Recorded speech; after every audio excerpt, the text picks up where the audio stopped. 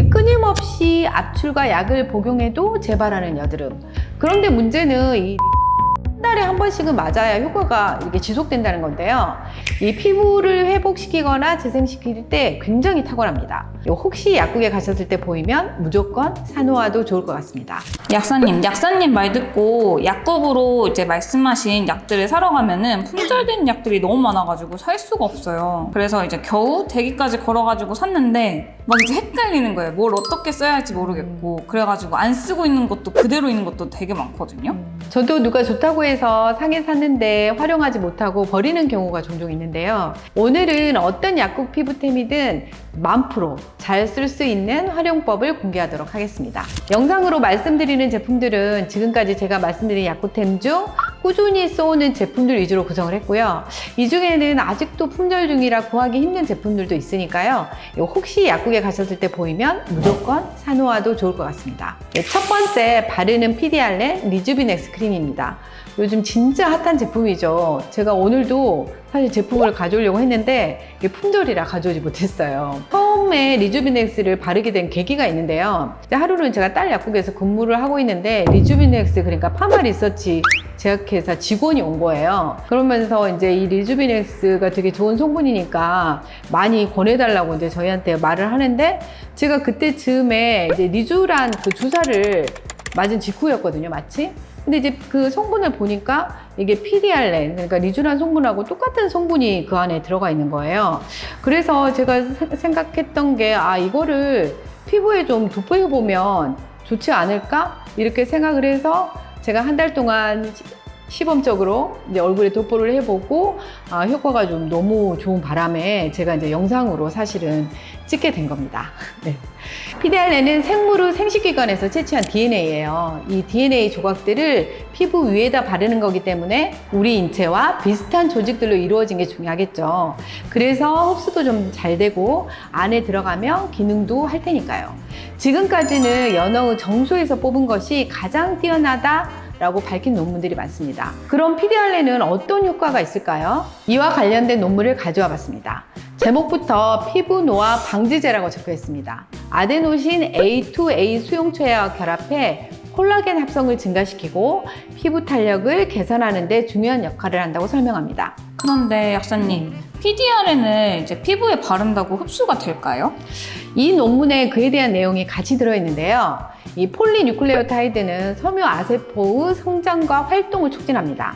섬유아세포는 진피층에 위치하므로 이 피디알렌을 진피에 투여해야 최대 효과를 볼 수 있습니다. 즉, 피디알렌은 진피층으로 들어가야만이 최대의 효과를 볼 수 있다는 건데요. 그래서 우리 피디알렌을 직접 진피에 주입하는 게 뭐죠? 리주란이죠. 그렇죠, 리주란이죠. 리주란에 들어있는 2%, 즉 20mg의 피디알렌이 주입되는 건데요. 이게 맞고 나면 피부에 광채가 돌고 탄력이 올라오고 주름까지도 개선되는 효과가 있습니다. 그런데 문제는 이 리주란을 한 달에 한 번씩은 맞아야 효과가 이게 지속된다는 건데요. 사정이 있어서 못 맞게 되는 경우, 또는 리주란 맞기 전에 이 피디알렌 성분이 내 피부에 맞는지 경험해보고 싶은 분들이 사용하면 좋을 아이템이 바로 리주비넥스 크림입니다. 그런데요, 아까 약사님께서 PDRN은 진피에 들어가야 효과가 있다고 하셨는데 이게 피부에 도포한다고 효과가 있을까요? 다시 논문을 보시면 이 피디알렌은 노화 방지뿐만 아니라 이 티로시나제라는 효소를 억제해서 기미와 색소 침착에도 도움을 준다라고 나와 있죠. 이 표피까지만 잘 발라도 피디알렌 자체는 효과가 있다라고 볼 수 있습니다. 이게 바르는 피디알렌이라도, 즉 리주비넥스 크림 같은 거, 이런 것들을 MTS나 뷰티 디바이저 같은 기기를 사용하면 흡수율이 훨씬 높아질 수 있겠죠. 저는 이 MTS를 사용해서 리주비넥스를 바르는데요. 이 MTS를 사용할 때가 그냥 바르는 것보다 확실히 효과는 더 좋은 것 같아요. 두 번째는 여드름 연고입니다. 이 여드름 하면 압출이라는 단어를 떠올린 만큼 압출하면서 관리해야 한다고 생각하시는데요. 끊임없이 압출과 약을 복용해도 재발하는 여드름. 일시적으로 여드름이 진정되는 듯 하다가 재발을 반복합니다. 여드름은 현재 발현된 증상을 정리하는 것도 중요하지만 근본적으로 여드름이 잘 생기지 않게 예방하는 것이 무엇보다 중요하다고 할 수 있죠. 예전 여드름 관련 영상에서 여드름 치료뿐만 아니라 예방 효과가 있다고 소개해드린 이 탈의 연고인데요. 이 망고스틴 껍질 추출물, 백리향잎, 녹차, 오레가노 추출물들이 들어있어요. 주성분은 망고스틴 껍질 추출물입니다. 요즘은 식이습관 때문인지 아주 어린 아이들도 여드름 때문에 고생하곤 하는데요.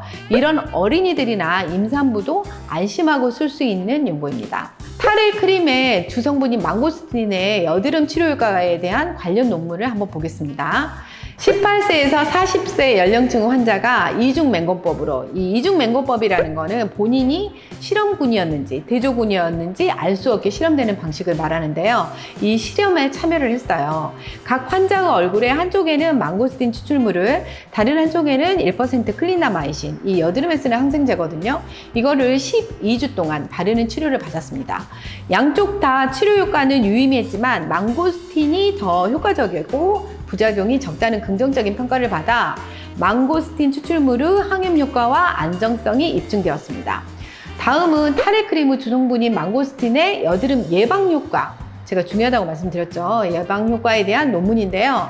망고스틴이 여드름을 유발하는 박테리아인 프로피노박테리움 아크네스균과 스타필로코커스 에피더미스에 대한 강력한 항균 작용을 보여줍니다.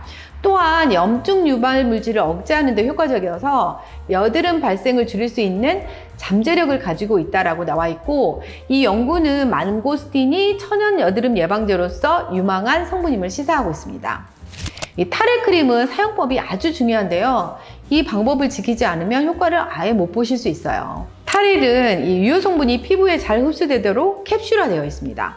모공 안에 피지를 만나면 캡슐이 터지면서 흡수되는 원리예요.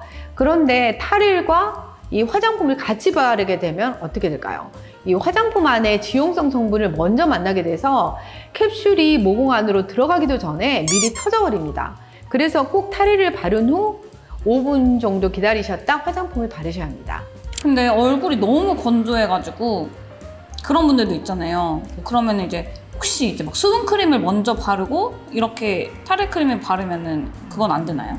네, 방법이 있습니다. 그렇게 하셔도 되는데요. 그럼 이제 수분크림을 먼저 바르시고 여드름이 난 부위를 순한 소독약으로 닦아준 후에 탈의를 바르시면 됩니다.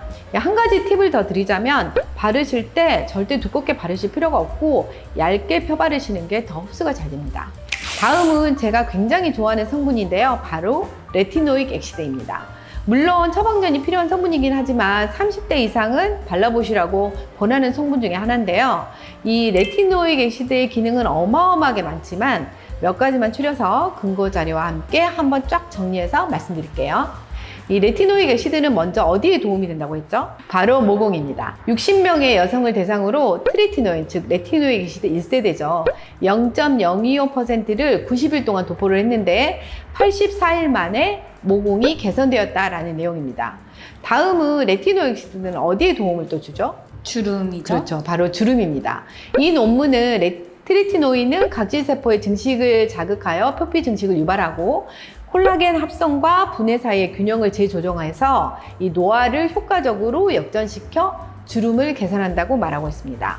마지막으로 레티노익 엑시드는 색소 침착을 개선해 줍니다. 레티노익 엑시드가 색소 침착을 개선하는 기전은요, 레티노익 엑시드가 각질의 턴오버를 빨리빨리 이루어지게 합니다. 피부에 기미가 올라왔다거나 거뭇거뭇 보이는 것이 이 각질 세포들이 멜라닌 색소를 꼭 쥐고 있기 때문인데요. 이거를 빨리빨리 탈락시켜주는 게 바로 레티노익 엑시드입니다.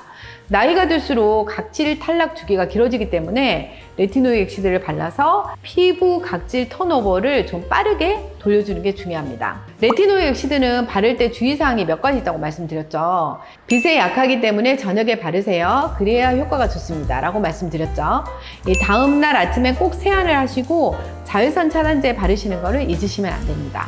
그리고 자극감 있는 알코올 포함된 화장품이나 비타민C와 함께 바르시면 얼굴에 난리가 날 수 있습니다. 마지막으로 레티노익 엑시드는 꾸준히 발라야 효과가 있습니다. 성분의 특성상 자극감이 있어서 중단하기 쉬운데요. 피부의 턴오버 주기가 길게는 2개월 정도이기 때문에 피부에 자극이 되지 않게 적당한 농도를 조절하셔서 꾸준히 발라보시는 게 중요합니다. 제가 뽑은 레티노익 엑시드는요, 4세대인 트리파로텐 성분의 아크리프입니다. 1세대는 스티바이로 유명한 트레티노인, 3세대는 아다팔렌, 4세대는 아크리프, 이렇게 각 세대의 단점을 보완해서 4세대까지 나왔는데요. 제가 1세대부터 4세대까지 다 발라봤거든요. 발라보고 나니까 이 광민감성과 자극성이 가장 약하고 색소에 특화된 아크리프가 가장 좋다고 느꼈습니다. 이 아크리프 병원 처방도 급격히 늘어서 이 품절이 자주 된다고 합니다. 네 번째는 판테놀입니다. 판테놀은 어떤 성분이었죠? 이 피부 재생 작용이 있는 성분이다 라고 설명을 드렸습니다. 이 재생크림 약국템 영상에서 제가 4가지 종류를 말씀드렸는데요. 베타시토스테롤 성분의 미보연고, 소맥 추출물인 스티모린, EGF, 마지막으로 판테놀을 말씀드렸고요. 각각이 어떻게 다른지 상세하게 설명을 드렸습니다. 안 보신 분들은 다시 한번 보고 오시고요. 오늘은 판테놀의 효능에 대해 한 번 더 짚고 넘어가려고 하는데요. 판테놀은 언제 쓰시면 좋을까요? 먼저 피부 장벽이 완전히 무너졌을 때 판테놀을 쓰시면 좋습니다. 특히나 피부과 미용 시술을 하고 나서 이 박피를 했다거나 필링을 했다거나 아니면 내가 레이저 시술을 받고 나서 예민해졌다거나 했을 때 쓰시면 이 피부를 회복시키거나 재생시킬 때 굉장히 탁월합니다. 피부에 보습을 주면서 재생도 같이 해주는 성분이 바로 판테놀이다 라고 할 수 있습니다. 관련 논문을 보면요, 나트륨 라우릴 설페이트로 자극시킨 피부에 덱스판테놀 크림을 하루 2번 사용한 경우 염증과 피부 거치기가 감소한 동시에 장벽 회복 속도가 굉장히 빨라졌음을 확인했습니다. 이 연구들은 덱스판테놀이 피부 보습 및 장벽 복원에 도움을 준다는 걸로 보여주고 있습니다. 약국에서 구입하실 수 있는 판테놀은 비판텐, 디판테놀, 데스판테놀 등인데요. 제가 뽑은 판테놀 베스트 크림은요, 바로 동아제약의 디판테놀입니다. 3가지 판테놀 모두 덱스판테놀 2g 중 이 50mg이 들어있는데요. 비판텐은 조금 많이 리치한 느낌이 들고요. 덱스판에도 좋긴 한데 제 피부에 맞는 판테놀은 디판테놀이었습니다. 오늘은 품절 약국 피부템에 대해서 이야기를 나눠봤는데요. 유행템이라고 무작정 사서 어떻게 어디에 써야 될지 모르시는 분들이 의외로 많아서 준비해본 영상입니다. 이 말씀드린 4가지 이외에도 품절 약국템은 굉장히 많은데요. 제가 2편도 준비 중이니 기대 많이 해주시고요. 약국템에 관심 있는 주위 분들에게도 많은 공유 부탁드립니다. 오늘 영상도 좋으셨다면 구독, 좋아요, 알림 설정까지 꼭 부탁드릴게요. 감사합니다.